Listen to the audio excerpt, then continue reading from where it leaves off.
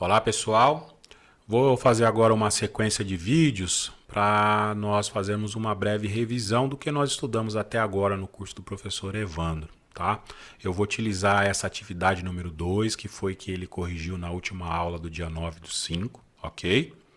Eu fiz aqui uma alteração só nessa parte aqui da idade, ok? As classes, eu mudei o tamanho das classes e coloquei aqui na última classe o limite superior, só para mostrar para vocês como calcular a média numa situação dessa.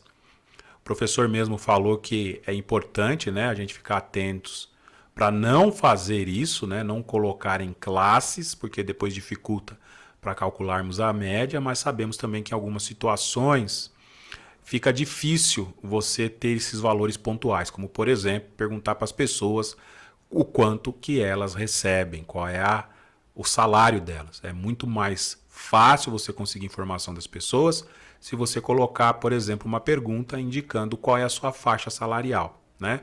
E se você fizer isso, né, para evitar os missings, você vai ter que saber como calcular essa média, né? Fazer uma inferência dessa média.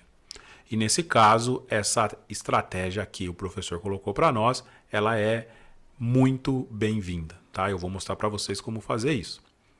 Outro ponto também, eu coloquei essa tabelinha aqui só como um script para nós nos guiarmos, que foram as técnicas que o professor passou até agora.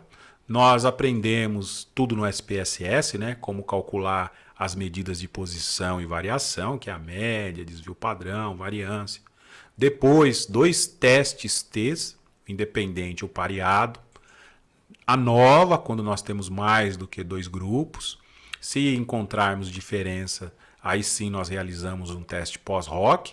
Caso contrário, paramos por aí. Manipulação de base, vou mostrar para vocês quando vocês têm duas condições, que foi exatamente um dos problemas nessa atividade número 2, ok? E depois análise fatorial.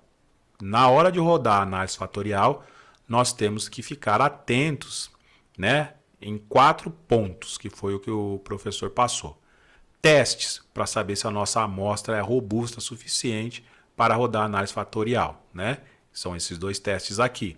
Depois, escolher a rotação. Estamos adotando a Varimax, ok? E aí o professor, na última aula, mostrou a comunalidade e a análise de confiabilidade, tá? São medidas que nós utilizamos para fazer análises mais pontuais em relação aos nossos... Nós temos os construtos, né? E nós temos também os itens. Então, nós conseguimos identificar se os itens estão obedecendo aos critérios pré-estabelecidos pela literatura. 7, agregação de média. O professor mostrou como fazer isso no SPSS, então vamos resgatar isso aqui. Análise de correlação, ok? Então, como nós fazemos análise de correlação. E na sequência, a regressão. Aprendemos duas, né? Enter, onde nós colocamos todas as variáveis dependentes e rodamos o modelo de uma vez só. E a Stepwise, onde o modelo, né, o software, ele vai rodando, acrescentando uma variável dependente após a outra. Vou aqui também falar um pouquinho, brevemente, o que é a estatística F, tá? O Doni, inclusive, ele ficou com dúvida nisso, tá? E até vou já falar, tem um vídeo onde eu explico com mais detalhes o que é a estatística F, né? Nós encontramos ela aqui na nova. E aí o professor mostrou também o delta e finalizou falando do simulador, né? Que é uma maneira de você fazer uma previsão para a entrada de novos dados. Que nós fizemos até agora é com base no que nós temos na base, né? São os nossos, a definição dos parâmetros, né?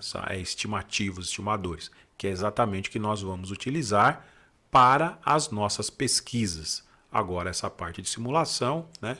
Foi um bônus que o professor deu para nós, então vou mostrar para vocês aqui também como fazer isso no Excel. Até mais.